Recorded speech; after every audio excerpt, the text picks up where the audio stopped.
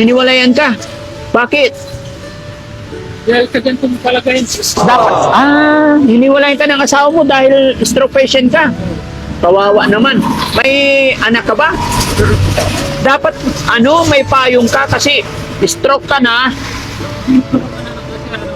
Kanina kasi, ako dyan, Walang ulan. walang ulan. Oh. Kaya, eto, Dapat naghiram ka muna bago ka kasi stroke ka na tapos maulanan. Mahirap pag nagkasakit ka. Mga anak mo, ito, bigyan na lang kitang payong. Ay, hindi ito. Yung bagong bili. Ito ba yung bagong bili? Yung bagong bili pa yung isa. Bigyan kita payong para pag lumabas ka, ha? Kasi pag nagkasakit ka, ha? Buksan mo.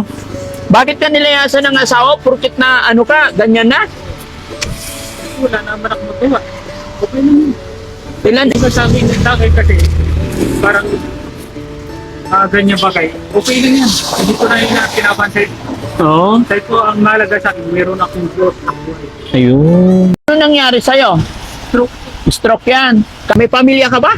Meron, pero wala yun. Hiniwalayan ka. Bakit? Dahil sa ganitong kalagayan.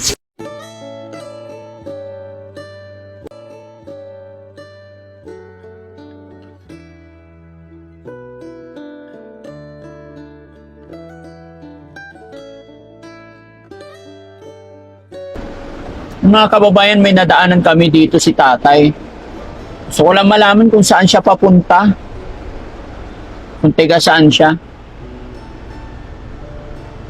Diyan na yata ang bahay niya. Pero bakit nagpapaulan nga, no? Pero hindi siya pwedeng magmadali kasi pilay. Usapin natin.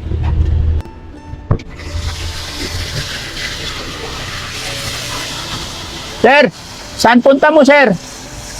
Buhay. Sa? Buhay. Liway? Saan yun? Tulad ng ano. Ba't nagpapaulan ka? Lali ko sa tao. Nagtatrabaho ka pa yan? Ano trabaho mo? Batay na itap. Tagabantay? Lapit ka nga. Pasensya ka na, naabala kita. Nagtataka kasi ako, bakit nagpapaulan? Stroke patient ka ba? Tapos anong trabaho mo? Batay ng tap. Basang-basa ka na. Gusto mo ihatid ka namin? Walang Ano pangalan mo? Raymond po. Ilang taon ka na? 41 lang. Ano nangyari sa'yo? Stroke. Stroke yan. Kaya naman, sinadya mo talaga magpaulan? Sadya talaga. Oo. Kasi sa'yo ko, wala nang sa shop eh.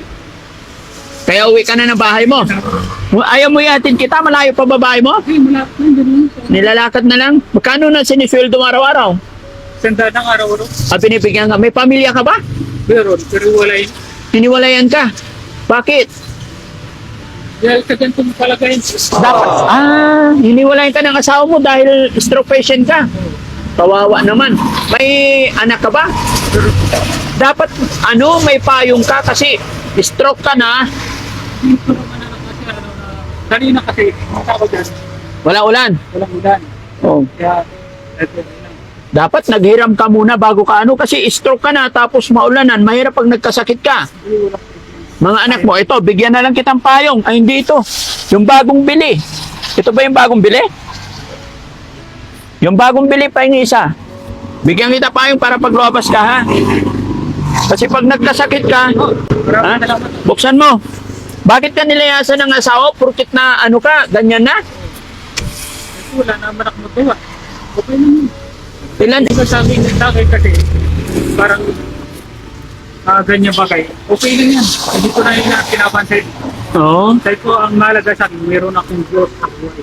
Ayun. Dahil po, tinanggal sila ng Diyos sa buhay ko para, tinanggal sila ng Diyos sa buhay ko para makita ko na siya ay totoo sa akin. Oo. Ano lang ako, naging ko ng Panginoon, pagsigat na kay Lord. Okay lang yung ganyan bagay. Wala na sa akin yung ganyan bagay. Oo.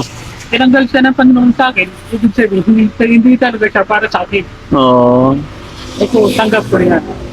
Ilan anak nyo, bro? Isa lang. Isa lang. Asan na yung anak mo? Tingnan mo, giniginaw. Nanginginig katawan mo, bro.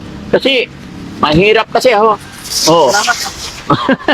Sige, dahil bigyan na lang kita ng, ano ba pwede ko ibigay sa'yo? Para makatulong naman. Teka. Saan na ba yung pera ko? Ha? Yung anak mo nasa'yo. Wala po. Sinong kasama mo sa bahay ngayon? Ano ko lang, yung kapatid ko lang, Oh. minsan ano pa sila. Minsan kasi parang iba rin ang ano nila. Kasi trato nila sa akin. Oo. Iba rin. Buti na lang na, ano yung trabaho mo? Magbabantay ka lang sa shop. Hindi lang talaga. Oo. Sige, bigyan kita ano. May able ba ako magbantay nila? Wala nang problema. Tatambay ka lamang eh. Oo. Tambay ka, pag may bibili, pagbilan mo. Oo, kaya mo. Paggawa, sakapin yung gawa. Ayan no, nanginginig ka na bro. Sige. Eto, bigyan kita 1.5 para ano. Wala yung pwede ng Panginoon. Oo. Hindi na kayo nagkakausap ng asawa mo. Ito, okay. Alam ko kung nasan sila, pero isa-isan kung saan sila. Ito, tayo ng buhay nila. Tayo ng buhay ko, tayo po kayo nila. Ingatan mo sarili mo, wag kang magpapaulan kasi ang lamig. Tulad niya, no, nanginginig ka, giniginaw ka. Pag nagkasakit ka, wala nang mag-alaga sa'yo. Ito, maraming salamat. O, sige, ano pangalan mo pala? Raymond? Raymond Madrid. Apelyido? Madrid po. Madrid. Sige bro, ingat ka. Ha? Oo.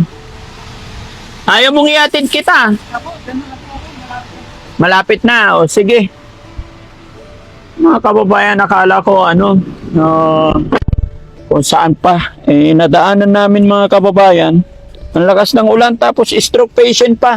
Nakakaawa naman si Kuya Raymond Madrid. Ayan, iniwan daw siya ng asawa dahil sa kanyang kalagayan. Ba't ganun, no?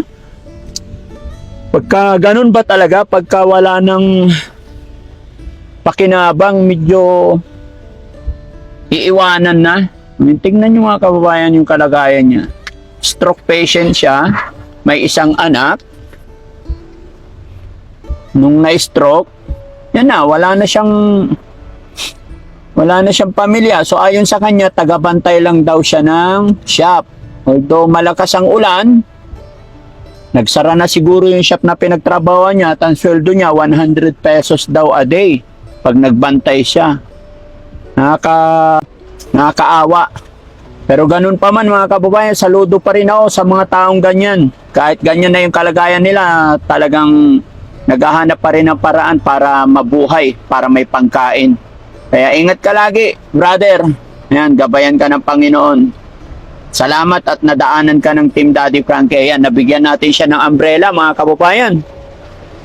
So, God bless po mga kababayan. Mag-iingat po kayo. Malakas ang ulan ngayon. Alam ko may mga lugar kung saan may mga pagbaha-baha na. Kaya lagi tayong handa. Mag-iingat. Magdala tayo ng payong. Dala tayo ng bota. Para hindi tayo madulas sa mga daan-daanan natin. Kagaya ko, may bota na ako. Ayan. So maraming salamat. Pero nandito na kami sa loob ng sasakyan, nakabota na. Siyempre para sigurado mga kababayan. No? God bless po. Ayan.